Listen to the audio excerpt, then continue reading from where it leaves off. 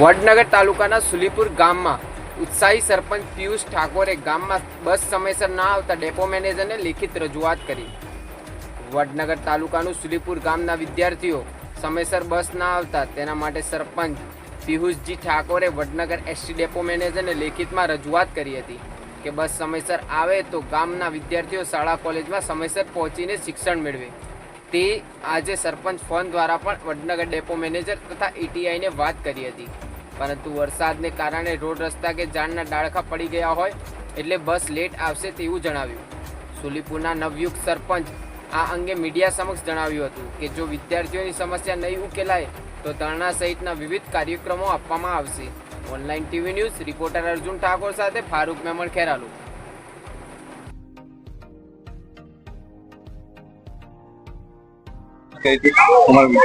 રજૂઆત તો એમાં એવું છે કે પાછલા કેટલાય ટાઈમથી સુલીપુર ગામના જે પણ વિદ્યાર્થીઓ અભ્યાસના અર્થે વડનગર જાય છે તો કેટલાય ટાઈમથી બસ લેટ આવતી હતી।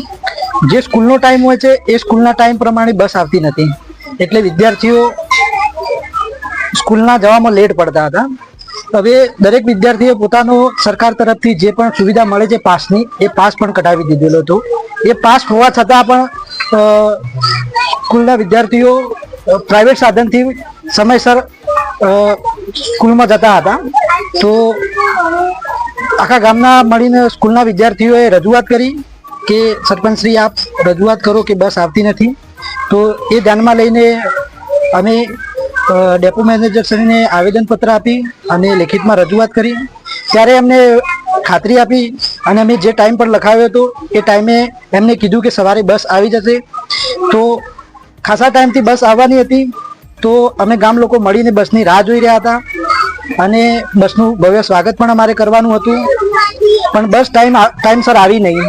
તો મેં ડેપો મેનેજરશ્રી અને કંટ્રોલર બોર્ડમાં ટીસીને કોલ કર્યો, તો ત્યાંથી જવાબ એવો મળ્યો કે બીજા ગામના રસ્તા ખરાબ છે, બીજા ગામમાં આજુબાજુના રસ્તાઓ પર ડાળા ડળખા અડે છે, જ્યારે અમારા ગામમાં કોઈ રસ્તાનો પ્રોબ્લેમ નથી, કમ્પ્લીટ હાઈવે છે, બસ કંઈ પણ જગ્યાએ લેટ પડે એવી નથી।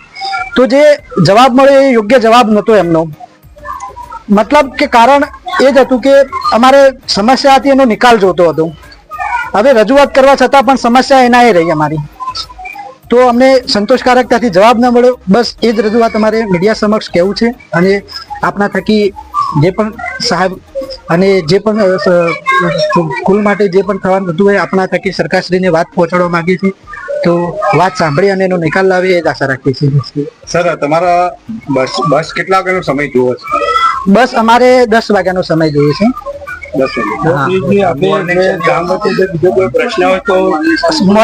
મોર્નિંગ નો પ્રશ્ન નથી કદાચ, પણ બપોરની જે સ્કૂલ છે એમાં 10 વાગ્યાનો સમય જોઈએ છે અને સાંજે 5:30 નો સમય જોઈએ છે અમારે।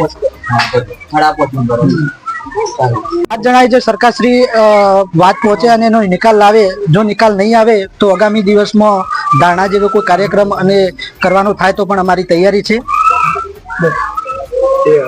અને